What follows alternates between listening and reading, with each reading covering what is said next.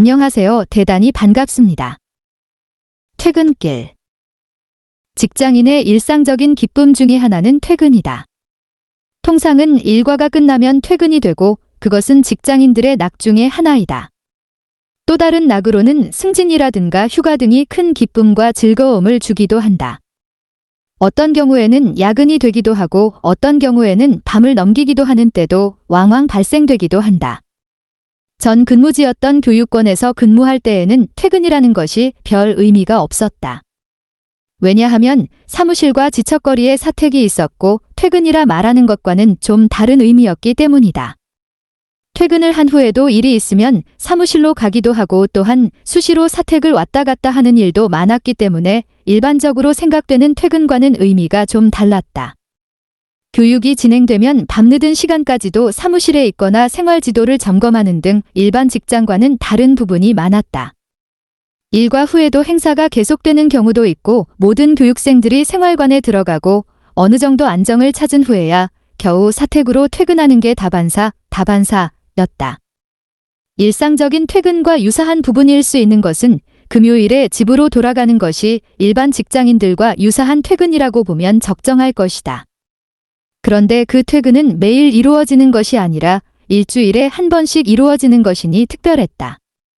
2시간 정도가 소요되는 것이니 무척이나 힘든 퇴근에 속하는 것이기도 했다.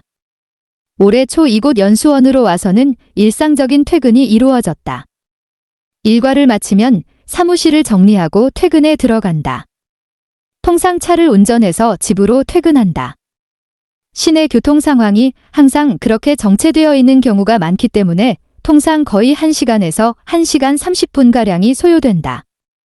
차를 몰고 연수원을 빠져나가 원당골에서 벗어나게 되면 좀 한가로운 길을 달리게 된다. 강매지 하차도를 거쳐 자유로로 접어들어 강북강변도로 진입한다. 곧이어 가양대교를 진입하게 된다. 보통은 일반적으로 거의 진입에 애를 먹을 정도로 꽉 막혀 있는 경우가 대부분이다. 그래서 통상 강북강변도로를 따라서 질주하게 된다. 계속 양화대교, 성산대교의 진입을 위해 대기하고 있는 차들이 길게 줄지어 있게 마련이다. 지체와 가다서다를 반복하는 와중에 그래도 차선 변경을 잘해서 10여 분 이상을 잘 달리다 보면 서강대교 진입을 할 수 있는 곳까지 그럭저럭 도착할 수 있다. 그러면 서강대교를 건넌다. 서강대교의 초입에서 갈등을 하게 된다. 직진을 할 것인가? 아니면 좌회전을 할 것인가? 직진에서도 2개의 방향이 있다. 국회의사당 앞에서 좌회전을 하게 되면 대방 지하차도로해서 공군회관 입구에 당도하게 된다. 그러면 거의 집 가까이 도착한 셈이 되는 것이다. 신호등 서너 개를 지나면 보라매역 주변의 사거리에 당도한다. 사거리를 지나 다음 신호에서 좌회전을 위해 신호를 대기한다. 좌회전을 해서 골목길을 쭉 가다 보면 대로가 나온다. 우회전을 해서 모자원 고개에 이른다. 모자원 고개 신호에서 유턴을 받아 바로 우회전하면 아파트 앞에 주차장 입구와 맞닥뜨려지게 된다. 그러면 퇴근이 끝나는 순간을 맞는다. 당초 가양대교를 지나게 되면 이제는 강북강변도로가 아니라 88도로를 달리게 된다. 본 도로로 진입하자마자 목동 쪽으로 빠지는 차들 때문에 최대한 차선을 변경해서 1차선 쪽으로 이동을 해야 진행이 수월해진다. 그 목동 진입 구간을 지나면 그나마 차량의 흐름이 수월하고 순조로운 흐름을 보이게 된다.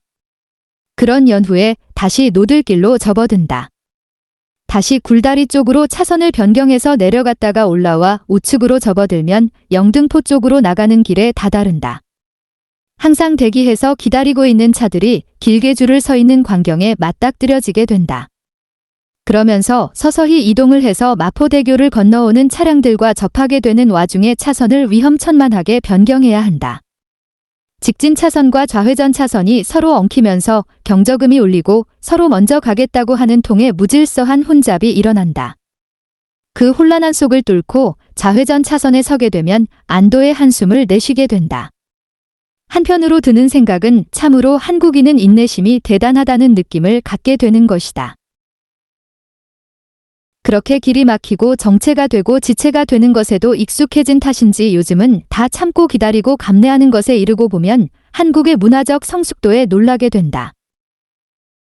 예전 같으면 조금이라도 자신의 이익이 침해되거나 불편함에 직면하게 되면 육두문자를 날리고 화부터 내는 것이 통상적인 일이었는데 요즘은 충분히 사려 깊고 숙고한 뒤에 항의하고 항변하는 것을 보면서 변화된 세상의 인심을 느낀다. 그리고 신길로로 해서 조금 가다 보면 공군회관으로 지나게 된다. 퇴근길은 그래도 편안한 운전이 된다. 어떻게 하든 시간이 지체되던 어떻든 문제는 목적지에 도착만 하면 되는 것이다. 출근길은 시간의 압박이라는 것이 있어 초조함도 있고 긴장감 속에서 운행을 하게 되는 것과는 달리 퇴근길은 특별한 부담감은 없는 편안함이 있는 것이다. 물론 업무가 남아있다거나 기타 여러 가지 사정이 있는 경우는 예외이긴 하다.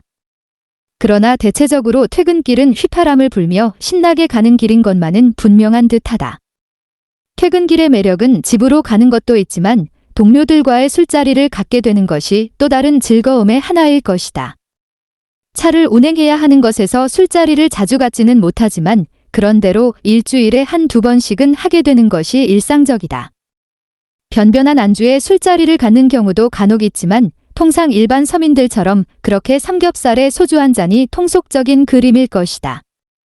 그런 술자리에서는 항상 직장 생활의 애환이 해소되고 스트레스를 날릴 수 있는 기회가 된다. 그러면서 상사로부터의 질책 기타 하급자들로 인한 속상함 등을 다 솎아내는 계기로 삼아야 하는 것이 지혜로운 방법일 것이다. 아무튼 퇴근길은 즐거운 길이고 기쁜 길인 것만은 분명하다.